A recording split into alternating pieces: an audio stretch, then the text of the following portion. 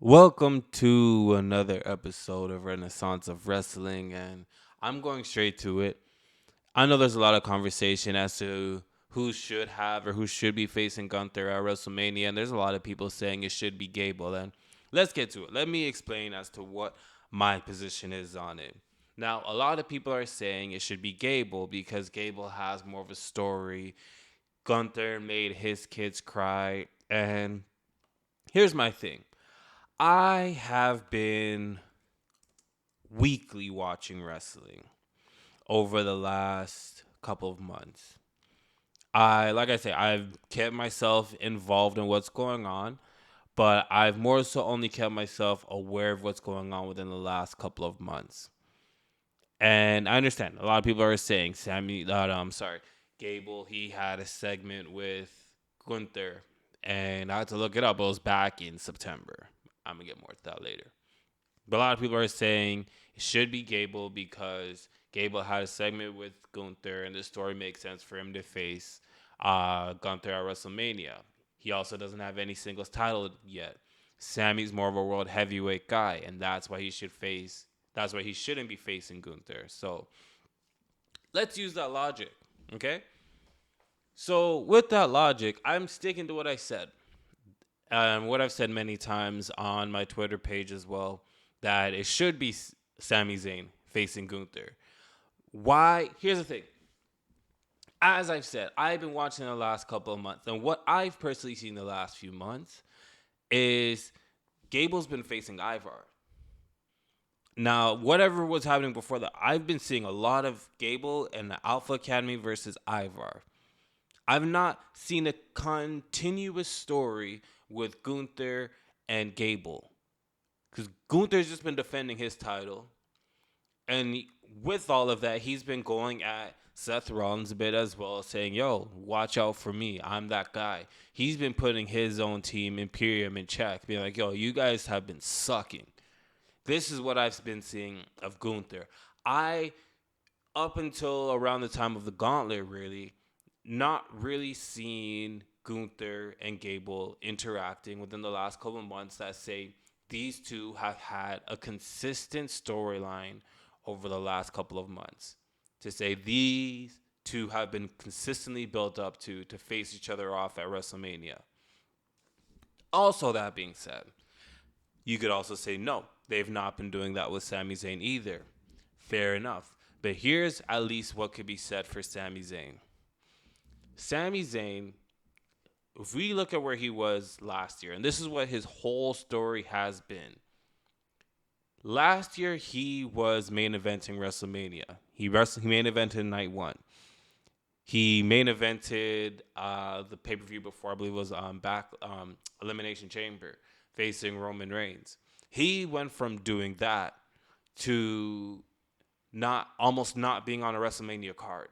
And he's been having segment after segment after segment saying he needs to be at WrestleMania. He misses that vibe. He sees how much he's fallen off, and he wants to get back to that. So at this point, the only person between Sami Zayn and Gable who have been written to where they need to be in a marquee match at WrestleMania is Sami Zayn. Sami Zayn's literally written where if he does not have a marquee match at WrestleMania, these segments that they've been having are pointless. They've literally wasted 5 minutes of our time weekly telling us that Sami Zayn needs to be in a marquee matchup just for him not to be. So here's the thing. If they've been doing that for so long, first and foremost, he's not facing Seth Rollins. We've known this from the Royal Rumble. He wasn't going to face Seth Rollins for the world title. He wasn't going to face Roman Reigns for his world title. So that's two world titles already he's not facing off for. The next most logical opponent for Sami Zayn would have been Drew McIntyre, but he's not facing Drew. So he's not facing Drew. He's not facing a world title. What does that leave him with? That being said now, Gunther has built up this Intercontinental title to feel almost, of course, not the same level as a world title, but he's made it feel very important. And you need someone who's going to take the mantle off of Gunther to be someone that makes that Intercontinental title feel important as well. And who could be that person? Sami Zayn, who's looking for a big marquee match. Someone to say, hey, I have not, I almost did not have a main event match, but I believe in that Intercontinental title a lot. That deserves someone who's going to fight hard for it. And I'm going to be that person if it's not you, Gunther. And I truly believe Sami Zayn should not only be the person facing Gunther, but he should be the person to beat Gunther at WrestleMania for his title. Because here's the thing, Gunther has been built up already enough that we recognize he's going to be in the world title picture. By next year WrestleMania, he's going to either have held a world title already or he's going to be facing off for the world title. We know he's on that trajectory already. So we don't want to put him in a position where people just are waiting to see him lose the title. It'll be kind of double standard of people to be okay seeing him hold the title for another year. So why not have him lose the title in a position where it feels fresh? It feels like, all right, he's beaten Honky Tonk's world record. He built up this title. Let's keep it up at this level here. Sami Zayn's a perfect guy to do that. Sami Zayn beats Gunther. You then have Sami Zayn face off a few people.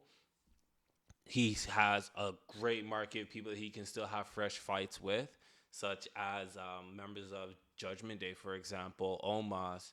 There's quite a bit of feuds that he can have there. Uh, Now, from there as well, I'd say if you compare that, the caliber of which Sami Zayn keeps that Intercontinental title at, how much he's been built up, how much we see him on TV already, for him to lose to someone who has not been showcased on TV as much. You have Shinsuke that Sami was just facing. Gable was just, like I said, Gable was just feuding with Ivar. I've not seen Gable on TV that much. Sami Zayn at the Royal Rumble was really looked at as a candidate of being one of the final four, at least one of the final six. We weren't talking about Gable in that same way. And this is nothing against Gable. I think he's very talented. I think he can really do a lot of things. But we were not having the same conversation. We were not talking about him in the same way just a couple of months ago. It almost feels like we only want to give him the title because we feel for him. We really like Gable, and we just want to be like, give him one title reign. But you never want someone to have a title off of that kind of positioning. You never want someone to hold it just because we like you. Just give it to him. Look at the last time that we did that. That happened with Zack Ryder, and it just felt like he floated with the title and nothing came from it. Why not, instead of just saying, just give him a title? Why not ask for him to be in a big feud? That makes more sense, because if he's in a big feud, he's going to eventually earn that title, and it's going to make sense. But if all we say is just give Gable the title, he's not won a world title, he's not won a singles title yet, it just comes off like we're just begging for something that's not there. Here's my thing. First and foremost, I think Gable needs to get rid of the shoosh gimmick. Personally, I am really not a fan of it. It it feels like they're trying to do with him what they did with Kurt Angle before, but the difference between Kurt Angle and what Gable's doing right now with the whole shoosh thing is, it's like they're hammering in your head he's corny. And when you're hammering in corny, you're putting corny on corny. It just doesn't hit. I don't see anyone doing the shoosh in the crowd. The shoosh is not over. Gable is over. The shoosh is not over. There's a big difference. I think that there's potential for him. I think that there's a story and there's a character and there's a gimmick that is more of an aggressor. Someone that tells a story of he's a smaller guy, but he's all muscle. We've seen him lift up Ivar. We've seen him lift up Braun Strowman. We've seen him muscle with Gunther in the past. I had to recently rewatch that match where they had back in September. But we've seen him do these things. There's more of a story there than this whole shoosh thing just does not. It's not coming full circle. And I truly believe if it was, people would be chanting it. And if you don't believe me, look at Jey Uso. He's just coming out to the ring. It's just me. I'm on my day one, and everyone's right behind him on it. He is super over. Gable's not. So we're just going to give it to him, and you're going to put a big spotlight on him to recognize this. Sammy, on the other hand, is someone who's pretty over already. He's someone that people look at him as main event caliber. So if we made the Intercontinental title feel main event caliber, why not give it to someone who feels that level already, who's probably not going to be facing off for the world title? Because let's be honest, that's already a very stacked group of people going for that right now. You have Seth, you have Drew, Shinsuke. Gunther's going to be in there as well very soon. People want to see CM Punk in there as well. So where does that put Sami Zayn at that point? So we're going to say, no, Sammy shouldn't be facing Gunther. He should be facing for the world title. When is that supposed to happen? Because it's not at WrestleMania. Damien's got to cash in his Money in the Bank very soon. It doesn't look like he's going to be winning a world title anytime soon. So why not have him hold the Intercontinental title and give it that prestige it deserves? So what are we crying about? That's my biggest thing is I don't know why we're complaining about Sami Zayn being that guy. We're saying that he doesn't have a story built up. He has. Here's the thing. There's two things that matter, I always say. There's if you are currently in a long-term storytelling with someone, and if you are, I call it a power graph. I call it power ranking. Sorry, not power ranking. I call it power scaling. Sorry. I call it power scaling, where you make it very clear that this person's on this level. So if this person's on this level and that person's on this level, it just tells a story. A lot of times that happens in wrestling. So, for example, you think of first one actually off the top of my head is when you see John Cena and Batista hit the ring together. These guys feel like they're on the same power scale here. I want to just see it. I don't need a big story. They're on the same power scale. Undertaker and Shawn Michaels, when they faced off at the first WrestleMania, there wasn't a huge story that had to be told. It was just these guys are on the same power scale. I want to see it. That's kind of where Sammy is with Gunther. He's on the similar scaling, and he wants that main event vibe match at WrestleMania. So this makes up. You literally are able to tell the story from the next few weeks onwards.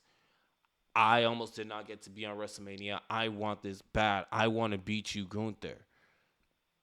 I honestly, personally, would rather see that than just see someone say, "You made my kids cry, so I need to face you." It's not hitting. It's not hitting if we're being honest. Why don't we from here tell the story of Gable wanting to get in there? He doesn't get in there. Whole character vibes changes. He gets a bit more aggressive. He gets a bit more violent. And we could actually tell a really good story with Gable having a heel turn, facing Sami Zayn, and then he could beat him as a heel. He could beat him as like a really dark, snarky heel who's just like, I could do anything and they're going to cheer me. I think that could work so well for him. My whole thing of him not being at WrestleMania is not me hating Gable. It's just me being very real and honest. I could see a great gimmick. I could see a great story working for him being a champion. But right now, we'll just spotlight the things that are not working for him, and that's just going to do worse for him. And that's where I use the Zack Ryder example, the same exact thing we saw happen for him. So, you guys tell me, do you guys think that's going to work? Do you guys want to see something else? Feel free to comment below. And I want to thank you guys for being a part of Renaissance of Wrestling.